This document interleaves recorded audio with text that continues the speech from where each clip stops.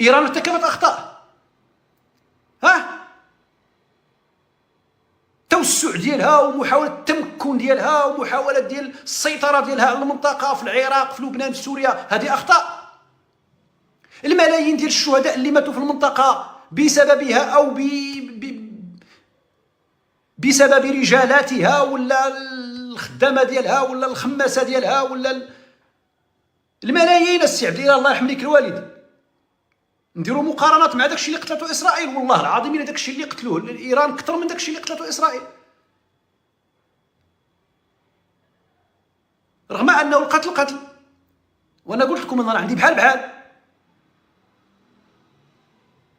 لكن ما تقولوناش سميتو.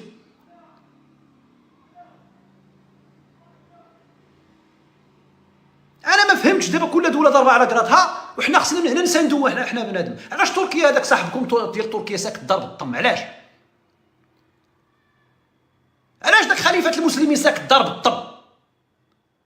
اش كنقول لك؟ المواقف ديالك راه من اجل استهلاك داخلي. السي عبد الاله ما تدوخنيش الله يرحم لك الوالدين. علاش تركيا ضربت الطم؟ علاش؟ نهار اللي قال الموقف قال لهم وما تقوم به اسرائيل خطير جدا ولن احدث بعد الان نتنياهو. هي على عيشه الغضبانه، هي على العويشه غضبت على رجلها ما غاديش تكلموا.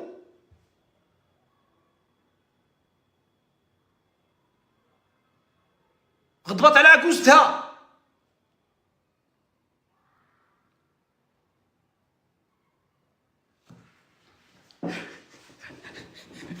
مع كل التقدير العيشه والعويشه والعائشه ما عليناش. فين كنا خوتي؟ كنا في هذاك ديال تركيا مالو ساكت، قال لهم انا ما نهضرش مع نتنياهو لن احدثه بعد الان. هوي على موقف، وحنا بعادين 5000 كيلومتر. خاص واحد الحزب ما قال له حتى شي واحد اعطيني موقف، تا واحد ما عنده شي. دابا لو كانوا مثلا غير شوف علاش كنقولوا دابا على الركان، لو تعلق الامر بدوله عاديه كايتها الدول، مثلا نعطيك مثال عبد الله، ومعني ماشي انت، معني كاع كنقولها للاخوان كاملين. مثلا في اطار الامميه الاشتراكيه كاين واحد الحزب اشتراكي في ايران، وكاين واحد الحزب اشتراكي هنا في المغرب، وحزب اشتراكي في فرنسا واسبانيا وكذا في اطار واحد التنظيم بارا دبلوماتيك نقولوا حنايا،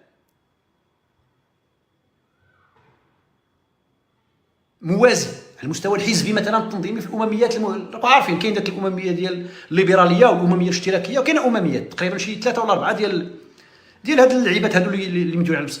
نقولوا واخا يمكن طلب منه لومولوج ديالو في ايران، طلب من السي عبد الاله هنايا لان عندهم احزاب ذات تقارب ايديولوجي معين، طلب موقف مساند. حتى حنا عاود ملي غنحتاجوا الموقف ديالهم من تما غادي نلقاوه معنا، بحال بعض المواقف ديال بعض الاحزاب اللي كاينه في سميتو عليه، نفهموها. نبيل بن عبد الله مع لومولوج ديالو في ايران داروا، فهمتي؟ اليوم اعطيني موقف، غدا حتى انت نعطيك موقف بخصوص المغربيه ديال الصحراء، ونساندك كحزب التقدم والاشتراكيه ولا التزعت والاشتراكيه الايراني. ايران فيها شي اشتراكيه، فيها شي احزاب، فيها شي زعت. واش داك السي عبد الاله هذا تقول كان ممكن تقول واحد الحاجه كما دار التقدم والاشتراكيه ديال المغرب، تقول دينو الهجمات كذا كذا كذا كذا.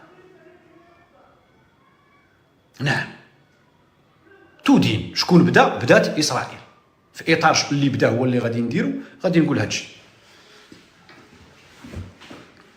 الاحزاب تمارس الدبلوماسيه الموازيه. نعم يا صافي، بعد عليا الركن. حتى انا كنمارس الدبلوماسيه صافي عبد الله نجيك من الاخر. حتى انا كنمارس الدبلوماسيه الموازيه، ياك؟ هو سجل الموقف ديالو، انا كنسجل الموقف ديالي.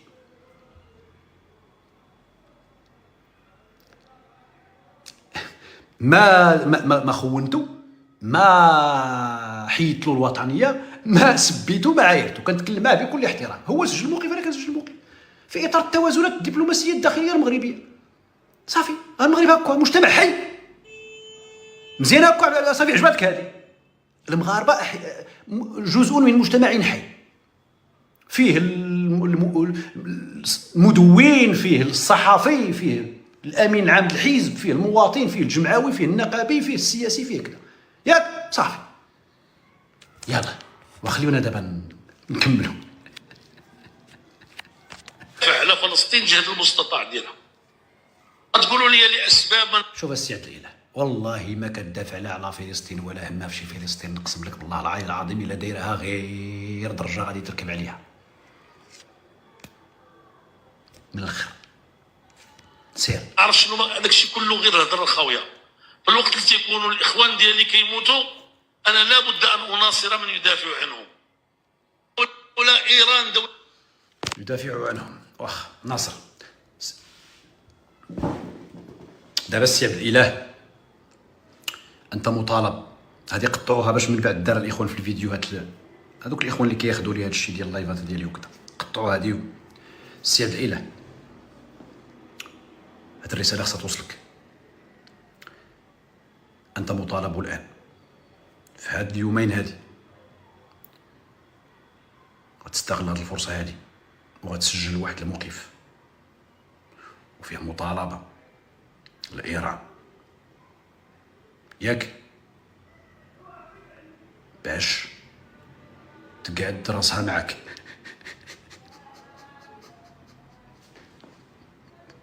غتقول لهم انا درت معكم مزيان، انتوما خصكم ديروا معنا مزيان. الا ما جبتيش موقف ايراني مساند لمغربيه الصحراء وسحب الاعتراف البوليساريو واعتذار الا ما سحبوش التدوينه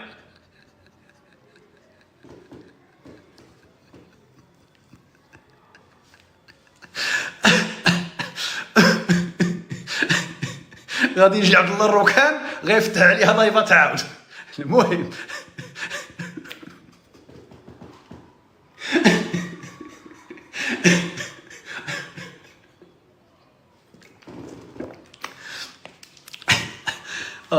ربي على اي نرجعوا دابا الاخوان كما قال لك قبيله هذا عبد الله، نديروا حتى حنا المواقف ديالنا كدبلوماسيه موازيه. من يسالني او يتساءل بخصوص موقفي كسعيد برنوس، وكنقولوا ماشي لانني زعما انا شي حاجه لا حيت بزاف ديال الخوت المسوا في انهم كيوافقوني في هذا النوع، في هذا الموقف هذا. انا لا اساند لا ايران ولا اسرائيل، والله مسوقي فيهم جوج من غير ما قد اتضرر منه كمغربي من نتائج ستؤثر على الاستهلاك ديالي للوقود والمنتوجات الغذائيه وارتفاع الاسعار. الى مشى داك الهبيل ديال داك خامنئي وقال لك اسيدي غادي نكبر الرقعه ديال الصراع وغادي نجبد داك الشيء نتاع الخليج وغادي نغلق داك هرمز وغتدخل الميريكان وغترون تما وغنوليو في 3 سنين 4 سنين كما دار داك الهبيل ديال بوتين. بوتين حنا كنا قلنا غير كيتمهبل، قلنا غير كيهدد، قلنا يمكن غير كدا ساعه زدق دارها بصح، قلنا يمكن سيمانه 2 سيمانات 3 4 5 10، دابا ولات في 2 عام ونص ولا 3 سنين. لا صاحبي خليونا حتى ننزلوا عافاكم. لا ان شاء الله ما كوني هاني تجيو ان شاء الله تجي. لا ما نظنش سميتو ترامب ما غاديش يسمح بذلك. ولكن شوف انا كنقول لكم الاخوان دابا غادي نضحكوا شويه منها طنز منها. عرفتي اسرائيل والله لا حصل بالله باش نجيكم نيشان الاخوان. شتي ملي كتكون انت واحد كتجيب واحد الفريق من الدوري الممتاز وكتقول له خصك تلعب في الحمري مع ولاد الدرب، هكا وقع دابا لايران، هكا وقع لاسرائيل، عندها ما يكفي باش تغلب ايران ولكن ايران دايره بحال داك الدري الصغير اللي كيكون في الحومه وانت كتكون تبارك الله وصل على النبي مقلام، فهمتي؟ تخيلوا معايا هذا المنظر هذا غادي تفهموا مزيان اش واقع اش غيوقع لاسرائيل. اسمعوا هذا، دابا شي واحد مقلدم في الحومه، مقلدم فهمتي، مجهد كيضرب كيسلخ، وكاين واحد البعلوك، ها بعلوك ما عنده ما يخسر، هاو كيجي كيلصق فيه، كيجي كيبرزطو، كيسلخو، ويبقى يبكي ويعض يبكي ويعض ويهرب، وعاود الغد ليه عاود يجي، عاود يلصق فيك، عاود تعطيه، عاود يمشي، عاود الغد ليه، حتى تولي انت كتقول يا ربي ما نتلاقاش. يا حماده تحياتي حماده الجراد، مرحبا لك. حتى تولي انت كتقول يا ربي ما نتلاقاش كاع في الحومه، ما نتلاقاش في شي شارع. راهي في يشير عليك غير بالحجر كما قال اراز، غيبرصتك. هذا الشيء اللي غيوقع ليه. لا دابا هذا الشيء راه واقع، بعدا واقع لاسرائيل من نهار دخلت لداك فلسطين. هذا الشيء باش نكونوا عاود راه واقع لاسرائيل من 48 حتى لدابا، وهي عبر الحجر مبرزطه. باقي ايران تقدر تغلبها، ايران تقدر تواطيها، ولكن مع الفلسطينيين جامي غيبقاو. فلسطين كتبان بحال داك شي واحد عنده فيه غاميط، وديما مناقمك، يا اما كيصفر عليك، هو كيضربك بالحجر، انت راك مقاد الدار ديالك مقاد. هذا الشيء خصها تفهمو اسرائيل، هذا الشيء خص اسرائيل تفهمو. الا ما قاداتش مع هاد الناس راه البراش غيبرزطوها وغتبقى مبرزطه الى ابد الابدين. دابا ايران غتلعب معها نفس اللعبه، غير هي ايران كاين واحد الحل، يا اما تفهم الميساج وترجع للور وترضى بواحد الدور اللي غيتعطى لها من طرف ترامب وبوتين وداك الناس اللي حاكمين العالم، يتعطى لها واحد الدور تفهموا ها هو الدور اللي غتلعبي من هنا الفوق.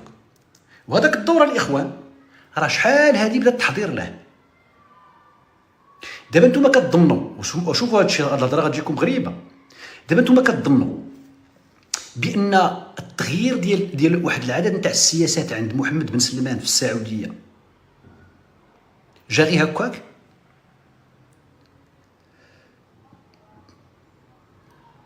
داك الدعم اللي كانت كديرو السعوديه الوهابيه على المستوى الدولي، داك الانفستيسمون اللي كان كيدار كبير على دوك الايديولوجيه اللي جايه من السعوديه المناوئه للشيعه والتشيع وداك الشيء تاع الصفويه وداك الشيء تاع سميتو، راه غير هادي ملي محمد بن سلمان شحال شي 5 سنين الاخوان، 5 سنين هكذاك 4 سنين خفت داك الصوت بدا كينقص شويه بشويه، وسيتوج بعلاقات سعوديه ايرانيه. هاد والعلاقات اللي كانت مفاجئه لينا في واحد الوقت الى عقلتو. دونك شو قراو معايا هاد العلاقه هادي، واجيو من الجهه الاخرى وشوفوا لي كيفاش انه تم التصفيه ديال كاع دوك الاذناب ديال ايران في المناطق باستثناء اليمن. باقي لهم دابا اليمن مازال حاصلين فيه، ماشي حاصلين، داكشي عندهم بالتدريج. سوريا صافي، لبنان حزب الله تعاوض. اذا شنو غيبقى؟ الغرض من هذا الشيء كامل هو انه هاد البعبع الشيعي الذي تحط في 78 مع هاد آيات الله وداك التخريق ديالهم، واللي كان جاي في اطار ضد ديالو الوهابي وداك القنوات ديالهم وداك الطريقه باش كانوا كيحاولوا يخلقوا داك سميتو. دابا هادشي غادي للخفوت، يعني انه ايران الان اريد لها دور جديد. بغات تلعبوا بخاطرها خصها تلعبوا، ما بغاتش غتعاود وتقاد وتفرتك. غير كان دابا ايران واش في اطار داك التفرتيك غادي يكون بالزربه ومريضنا ما عنده باس، ولا غادي تخربق المنطقه. جميع القراءات ممكنه الاخوان، جميع القراءات ممكنه. اليوم شنو قال لهم نتنياهو؟ اليوم نتنياهو قال لشي صحيفه يمكن امريكيه ياك، قال لهم يعني لو كان ضربنا سميتو هذاك خامنئي، كان هذا الشيء غادي يحبس. يعني كانت غادي تكون ضربه قاصمه بالزربه. ولكن يبدو ان ترامب عنده ترامب هو اللي ما بغاش. ترامب قال لهم لا، قال لهم ما تضربوش خامنئي. دابا نستناو مسرحيه. اوديش مسرحيه الله يهديك. لا شوف، الشطرنج كيتلعب ابن عمي، الشطرنج كيتلعب الفوق كيتلعب، ما فيهاش نقاش. ولكن باش تقول لي بانه زعما هذا الشيء اللي وقع مسرحيه بين ايران واسرائيل، لا لا لا والو. الحجاج الحجاج هنايا في شكال راه واخذ راحته وانا في التعليقات مرتاح. خاي الحجاج والله العظيم كيستمتع كيشوف هذا الشيء. هو دابا راه فرحان، ما كاينش شي واحد فرحان في العالم قد هذا الحجاج هذا. اليوم غادي نسمعوا عند يوسف، غادي يطلع عند قلب الاسد يبقى يعطيه عاود شويه ديال سميتو. خلينا يعبر مسكين. لا يخليوه واخا كاين شي مره كيسب ولا كيعاير معليش. اذا الاخوان ديالنا دابا غنشوفوا واش كاين عندنا شي استيعاب الاله. هو الاخبار ديال القافله لهيه الجزائريين عاد فاقوا وعاقوا بان القافله اخوانيه. ناض الذباب الالكتروني الجزائري ولا كيهاجم القافله بعد ما كان كيساندها. يا ودي تبون مسكين محشيت له تبون. في الاول كانوا كيقولوا القافله والصمود وكذا وكذا، ملي اكتشفوا بانه الاخوانجيه تما تحشات لهم، ناض نيف وناضوا شي وحدين من دوك المؤثرين ديال اللي باغيين يتقبوا داك الاخر. شتو اللعب كيفاش داير، شتو المكلخين بقات دير الصمود، بقات في الشعارات مع فلسطين. عاد دابا عاد بان لكم كاين استغلال اخوانجي لذاك المسيره. شحال غنبقاو نقريو فيكم التبابينه، شحال عينا نقريو فيكم 4 سنين وحنا نقريو فيكم البونيفيون المسخين الاغبياء الحمره والبعره، حتى وصلوا لليبيا عاد عاقوا بان تم استغلالها من طرف اخوانجيين. والمشكله هذا التيار الاخوانجي عندهم تما حاكم لازم في الجزائر. انا نشوفوا حق الجزائر فكرتوني قلب الاسد. تحياتي بايوس الله يحفظك العزيز. سمعوا هذه الاخوان، سمعوا. حرق كل المكائد والمؤامرات وافشال كل المخططات المناوئه لدولتنا ولنظامها الجمهوري. نعم بغيت نسمعوا من الاول. شوف باش نحطكم في الصوره الاخوان، هذا وزير العدل. اليوم دوزوا القانون ديال التعبئه العامه في الجزائر. البارح 2 مواد في 2 ديال القنوات كيتكلموا على هذه القضيه هذه وكيربطوها بهذا الشيء اللي وقع في الشرق الاوسط. ياك اليوم نفس الشيء. اليوم 3 ديال القنوات كيربطوا هذا القانون ديال التعبئه اللي تصادق عليه اليوم في البرلمان الجزائري، كيربطوه بهذا الشيء اللي وقع لايران. يعني بالعربيه تاع رابطه الاخوان ديك اخي الزحلوس الرضا يا ولد الرضا كتفهمني. اقسم بالله العلي العظيم الى الجزائريين عارفين راها جايت لهم، عندهم ما يكفي. شوف النظام الجزائري تبون الطغمه الحاكمه في الجزائر عندهم ما يكفي من المعطيات بانها جايت لهم كما كيقولوا الناس ديال الشرق، جايت لهم. انا كنستبعد، انا شحال وانا كنستبعد كنقول لا ما يمكنش.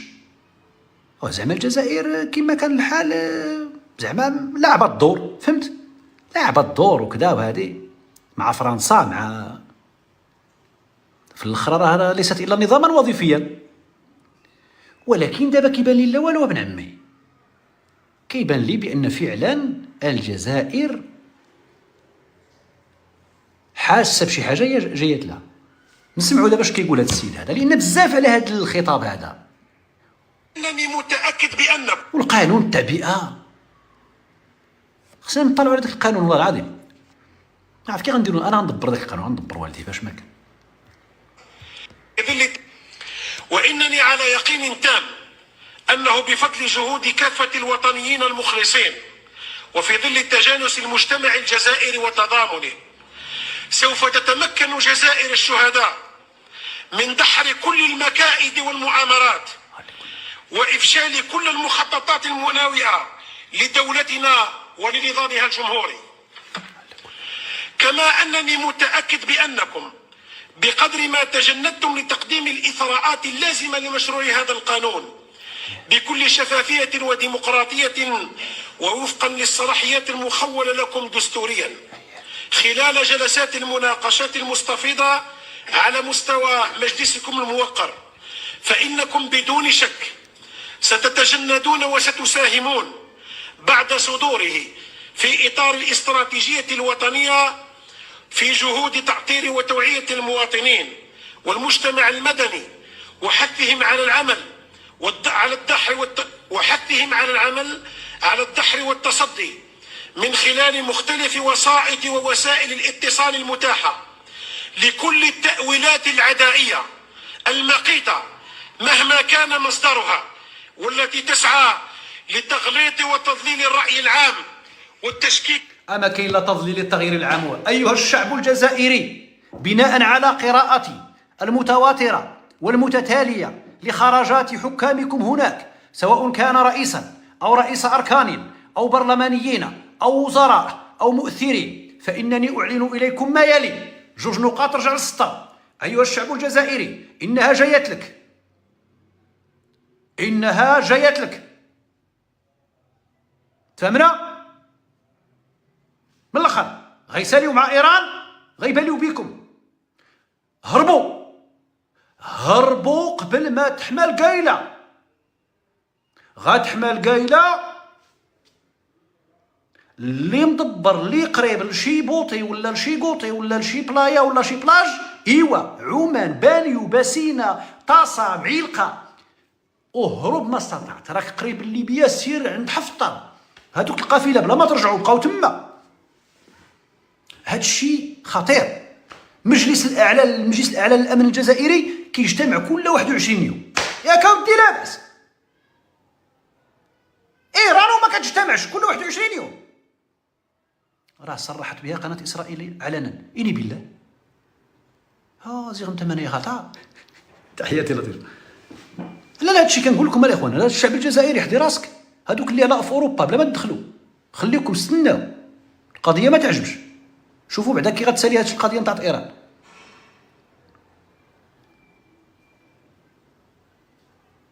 ها انتم شفتوا الطف اش دار هذاك الرئيس ديال داك وزير الخارجيه ديال ايران لما نعيط ما بان له الجزائر. صاحبي قال له ها هو صاحبي ديونا بجوج. شتي الحشيه اللي غتحشى لكم؟ التبون دار راسو محقه ما في راسوش، وهو يعيط لهذاك الالمان كيقولوا لا شوف ما تديوش علينا، حنا راه عيطنا هو راه والله ما عيطنا له حنا. هكا وقع. نقول لكم نشرح لكم شنو وقع. انا نشرح لكم الخوتان باش ما شوف باش ما يكذبوش عليكم. انا نشرح لكم كيفاش وقع. دابا ايران تسحب كيسمعوا جزائر الشهداء، جزائر المقاومه، جزائر كذا. فهمت؟ قالوا صافي هادو الحليف ديالنا مادام حنا دخلنا مع اسرائيل وهما ما كيحملوش اسرائيل وديما مع غزه ومع فلسطين، غادي يعاونونا، غيوقفوا معنا. حنا نضربوا من الشرق من الشرق وهما يضربوا من الغرب. هكا دابا فكر ايران. هكا هذاك خامنئي هكا فكر.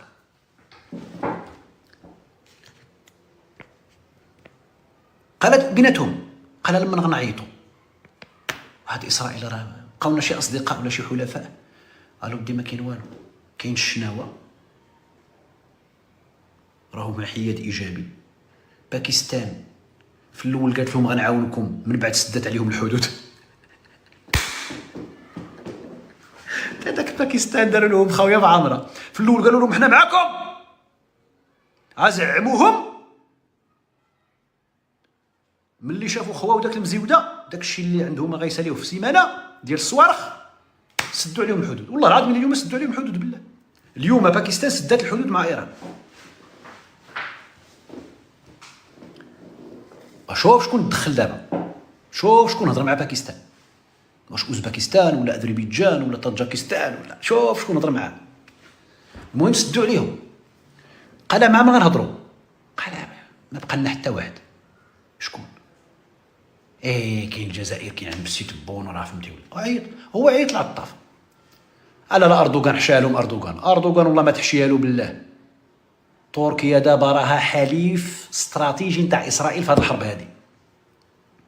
يلا السي عبد الاله رانا شي موقفه السي عبد الاله بن كيران، يلا رانا شي موقفه صاحبي. حليف استراتيجي قطر وتركيا دابا حليف استراتيجي ديال اسرائيل ضد ايران. واش بان لكم في هذا القالب هذا؟ نرجعوا للموضوع. اردوغان رجل سياسه تماما من عمي، تماما رجل سياسه عارف اش كيدير. فين كنا الخوت؟ عطاف عيط لعطاف، قالوا عطاف كذا كذا هذه وكذا. قال له نحن ندين ونستنكر الهجوم الاسرائيلي. يا ودي وشنو غتقول لي؟ هادشي راه قلتيه في البيان. قال له حنا هادشي اللي كاين دابا كنهضر مع سلطنه عمان، غنديروا شي موقف في مجلس الامن. يا ودي الشريف الله يهديك، داك الشيء راه غادي تقولوه مجلس الامن. امتى شي نهار مجلس الامن حبس اسرائيل؟ امتى شي نهار مجلس الامن وقف اسرائيل؟ امتى شي نهار مجلس الامن دار شي قرار ولا داك الامم المتحده قضاو شي حاجه ضد؟ يا ودي شوف اش غدير لنا. ودي خرج البلاغ من جهه سميتو، من جهه ايران، بان راه دوينا مع الجزائر. تفضحات بان الجزائر كيهضر مع ايران، فهمتي؟ بحال داك المره انا فاش دوا معايا بوشتا ودويت مع بوشتا، يتقال دابا عبد القادر غيخرج الخبر، فهمتي كيفاش؟